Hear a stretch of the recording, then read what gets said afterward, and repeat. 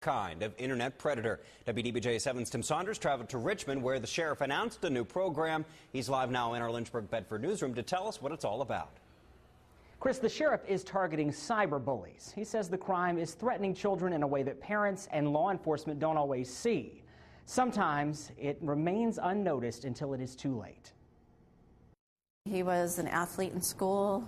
He was beautiful. He had so much going for him. But underneath his perfect facade, things were happening in Michael Garcia's life that he didn't share with his parents.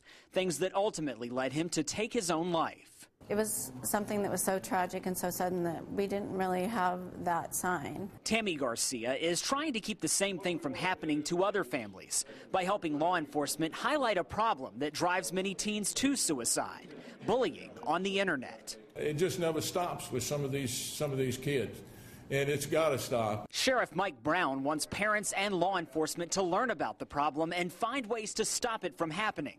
His Safe Surfing Foundation is teaming up with the National White Collar Crime Center to release a new DVD called Cyberbullying: Our Children, Our Problem. It's an interactive training course that offers ways to identify and address cyberbullying. Our goal is to educate all of our community on the seriousness of cyberbullying and the results. Studies show 1 in 4 teens has experienced cyberbullying. It sometimes happens in a public setting, like the wall of a Facebook page. But experts say the crime happens most often in private emails, chat rooms, and text messages. That's why law enforcement and Garcia say the best way to fight the problem is through communication. Just really listen to your kids, talk to your kids, love them. You know, it's so precious to have them here. The DVD will be sent to schools and organizations around the country. The program will also be available online.